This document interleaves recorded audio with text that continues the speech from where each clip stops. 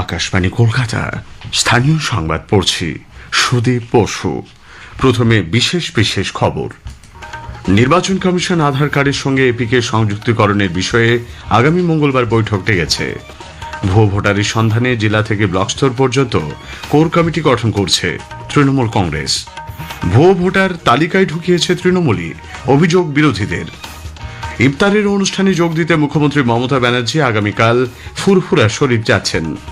দক্ষিণ চব্বিশ পরগনার ডায়মন্ড হারবার লোকসভা কেন্দ্রের 7টি বিধানসভা এলাকায় আজ শুরু হচ্ছে সেবাশ্রয়ের মেগা ক্যাম্প। পশ্চিমের জেলাগুলিতে তাপপ্রবাহের সতর্কতা থাকলেও 20 তারিখে দক্ষিণবঙ্গে বিক্ষিপ্ত বৃষ্টির সম্ভাবনা বলে জানিয়েছে আলিপুর আবহাওয়া দপ্তর। আইএসএল ফুটবলের প্লে অফের সূচি ঘোষিত। আসছি বিস্তারিত সংবাদে। নির্বাচন কমিশন আধার কার্ডের সঙ্গে এপিকে সংযুক্তিকরণের বিষয়ে বৈঠক ডেকেছে। আগামী মঙ্গলবার মুখ্য নির্বাচন কমিশনার জ্ঞানেশ কুমারের পৌরোহিত্যে এই বৈঠক হবার কথা। কেন্দ্রীয় স্বরাষ্ট্র সচিব, আধার কমিশনের সিইও, সংসদ বিষয়ক মন্ত্রকের সচিব এবং কেন্দ্রীয় আইন সচিবকে বৈঠকে উপস্থিত থাকতে বলা হয়েছে। সমস্ত জাতীয় ও আঞ্চলিক রাজনৈতিক দলের কাছ থেকেও কমিশন এ বিষয়ে মতামত ও পরামর্শ চেয়েছে। 30 এপ্রিলের মধ্যে কমিশনের কাছে পরামর্শ বা মতামত পাঠানো যাবে। আধার কার্ডের সঙ্গে এপিকে সংযুক্তিকরণের বিষয়ে নির্বাচন কমিশনের বৈঠকে নীতিগত সিদ্ধান্ত নেওয়া হতে পারে বলে মনে করা হচ্ছে। এই উদ্যোগ বাস্তবায়নের প্রক্রিয়া নিয়েও বৈঠকে প্রাথমিক আলোচনা হতে পারে। সম্প্রতি তৃণমূল কংগ্রেস সাংসদদের একটি প্রতিনিধি দল নির্বাচন কমিশনে গিয়ে স্বচ্ছ ভোটার তালিকা তৈরি এবং এপিকের সঙ্গে আধার ব্যবহারের দাবি জানায়। তৃণমূল কংগ্রেস ভোটার তালিকায় ভুয়ো ভোটার খোঁজার কাজে আরও গতি আনার সিদ্ধান্ত নিয়েছে। তালিকা খতিয়ে দেখার জন্য জেলা থেকে ব্লক স্তর পর্যন্ত কোর কমিটি গঠন করা হবে। ভোটার তালিকা ইস্যুতে গতকাল দলের সাধারণ সম্পাদক অভিষেক বন্দ্যোপাধ্যায় এবং রাজ্য সভাপতি সুব্রত বক্সির উপস্থিতিতে এক ভার্চুয়াল বৈঠকে এই সিদ্ধান্ত হয়েছে। বৈঠক প্রসঙ্গে দলের এক্স হ্যান্ডেলে এক বার্তায় জানানো হয়, ভোটার তালিকা থেকে সব রকম অনিয়ম দূর করতে তৃণমূল কংগ্রেস বদ্ধপরিকর। এদিনের বৈঠকে অভিষেক বলেন, তৃণমূলের সংগঠনে কাজের মূল্যায়নের ভিত্তিতে রদবদল হবে। তার দপ্তর বা পরামর্শদাতা সংস্থা আইপ্যাকের নাম করে কেউ তোলাবাজি করলে তা বরদাস্ত করা হবে স্পষ্ট জানিয়েছেন তিনি। অভিষেক বন্দ্যোপাধ্যায় এই সভায় একটি হোয়াটসঅ্যাপ নম্বর ঘোষণা করে বলেন, কারো বিরুদ্ধে তোলাবাজি সংক্রান্ত অভিযোগ থাকলে সরাসরি ওই নম্বরে হোয়াটসঅ্যাপ করে জানানো যাবে।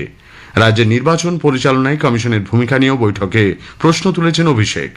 নির্বাচন কমিশনকে ব্যবহার করে কেন্দ্রীয় ক্ষমতাসীন বিজেপি ভোটার তালিকায় ভুয়ো নাম যোগ করছে বলেও কর্মীদের সতর্ক করে দেন তিনি। তৃণমূল কংগ্রেস সূত্রে জানা গেছে, ভোটার তালিকায় একটি ভুতুড়ে নামও যাতে না থেকে যায় বৈঠকে তা নিশ্চিত করতে বলা হয়েছে। স্থির হয়েছে, ভোটার তালিকা সংক্রান্ত কাজের জন্য আগামী 5 দিনের মধ্যে জেলাভিত্তিক কোর কমিটি গঠন করা হবে। একইভাবে 21 থেকে 27 মার্চের মধ্যে ব্লকে ব্লকে কোর কমিটি গঠিত হবে। 28 মার্চ থেকে 23 এপ্রিলের মধ্যে অঞ্চল ও ওয়ার্ডে কোর কমিটি গঠন হবে। 16 এপ্রিল থেকে ফের বুথে বুথে গিয়ে ভোটার তালিকা সরেজমিনে খতিয়ে দেখার কাজ শুরু হচ্ছে। তৃণমূল কংগ্রেসের রাজ্য সহসভাপতি জয়প্রকাশ মজুমদার বলেছেন, প্রকৃত ভোটাররা ভোট দেবেন, এটাই তাঁর দল চায়। নির্ভুল তালিকা তৈরি করে কমিশনকে নিজেদের নিরপেক্ষতা প্রমাণ দিতে হবে বলেও মন্তব্য করেছেন তিনি। ভোটার তালিকায় জালিয়াতি তৃণমূল কংগ্রেসই করেছে বলে অভিযোগ তুলেছেন বিজেপি সাংসদ শ্রমিক ভট্টাচার্য।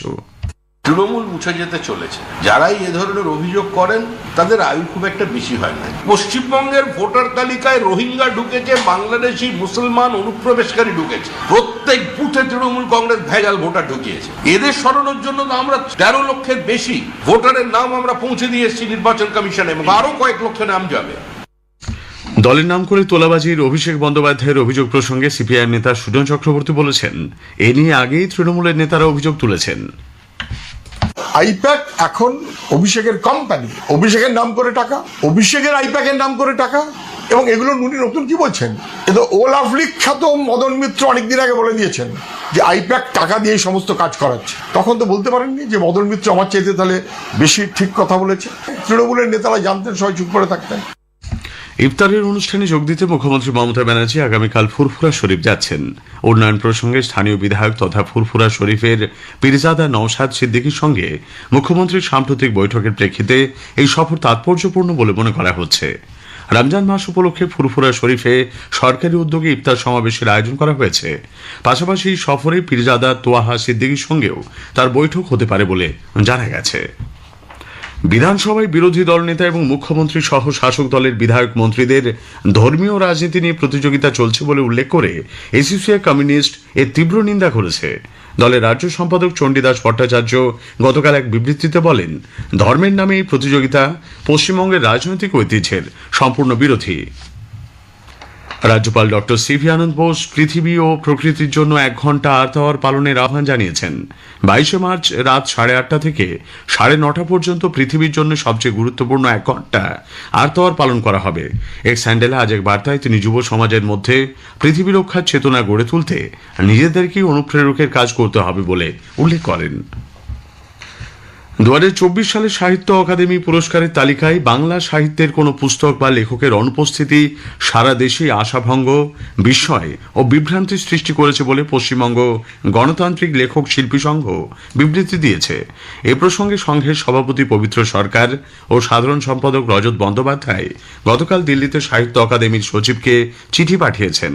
চিঠিতে বাংলা ভাষার জন্য পুরস্কার স্থগিত রাখার সঠিক কারণ সহ 4টি মূল প্রশ্ন তোলা হয়েছে।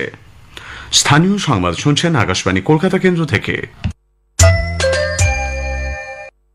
আমাদের সংবাদ শোনা যাচ্ছে ইউটিউব চ্যানেল আকাশবাণী সংবাদ বাংলা, ফেসবুক, ইনস্টাগ্রাম আকাশবাণী সংবাদ কলকাতা এবং এক্স হ্যান্ডেল AIR নিউজ কলকাতাতে। দক্ষিণ 24 পরগনার ডায়মন্ড হারবার লোকসভা কেন্দ্রের 7টি বিধানসভা এলাকায় আজ শুরু হচ্ছে সেবাশ্রয়ের মেগা ক্যাম্প। 16 মার্চ থেকে 20 মার্চ পর্যন্ত এই শিবির চলবে। যারা সেবাশ্রয় ক্যাম্পে গিয়ে চিকিৎসা করিয়েছেন তাদের নতুন কোনো সমস্যা হলে চিকিৎসকের পরামর্শ নেওয়ার জন্য এই ক্যাম্পগুলির আয়োজন করা হবে। প্রতিদিন সকাল 9টা থেকে বিকেল 5টা পর্যন্ত শিবির চলবে। 5 দিন টানা চলবে এই মেগা ক্যাম্প। কলকাতা হাইকোর্টের বিচারপতি জয়মাল্য বাগচি আগামীকাল সুপ্রিম কোর্টের বিচারপতি হিসেবে শপথ নেবেন। প্রধান বিচারপতি সঞ্জীব খান্না তাকে শপথ বাক্য পাঠ করাবেন। উপস্থিত থাকবেন শীর্ষ আদালতের অন্যান্য বিচারপতিরাও। গত 6 মার্চ সুপ্রিম কোর্টের কলেজিয়াম বিচারপতি বাগচির নাম শীর্ষ আদালতের কাছে সুপারিশ করে। গত সোমবার বিজ্ঞপ্তি প্রকাশ করে আইন মন্ত্রক জানায়, রাষ্ট্রপতি দ্রৌপদী মুর্মু সুপ্রিম কোর্টের বিচারপতি হিসেবে নিয়োগ করেছেন বিচারপতি বাগচিকে। সিকিমে বেড়াতে যাওয়া পর্যটকদের এখন অতিরিক্ত মাসুল দিতে হবে। পর্যটক ব্যবসা নথিভুক্তিকরণ নীতির অধীনে পরিকাঠামো উন্নয়ন ও পরিচ্ছন্নতার কাজে ব্যবহারের জন্য পর্যটকদের কাছ থেকে সংগৃহীত এই অর্থ ব্যবহার করা হবে। পর্যটক পিছু সর্বাধিক 30 দিনের জন্য 50 টাকা করে নেওয়া হবে। তারা যে হোটেলে থাকবেন সেখানেই এই টাকা দিতে হবে বলে জানানো হয়েছে। তবে 5 বছরের কম বয়সীদের জন্য কোনো টাকা লাগবে না। কোচবিহারের দিনহাটার জমাদার বস এলাকায় গুলিবিদ্ধ হয়ে নিহত তাপস বর্মন এলাকারই বাসিন্দা। পুলিশ সূত্রে খবর, মদ্যপানকে কেন্দ্র করে বচসার সময় বন্ধন রায় নামে এক যুবক তাপসকে লক্ষ্য করে গুলি ছোড়ে। গুরুতর আহত অবস্থায় তাকে প্রথমে দিনহাটা মহকুমা হাসপাতাল, পরে কোচবিহার মেডিকেল কলেজ হাসপাতালে নিয়ে যাওয়া হলে চিকিৎসকরা মৃত বলে ঘোষণা করেন। মালদার ইংলিশ বাজার থানা এলাকার পুরাটুলিতে গতকাল রং খেলাকে কেন্দ্র করে বিবাদের জেরে এক ব্যক্তি গুলিবিদ্ধ হয়েছেন।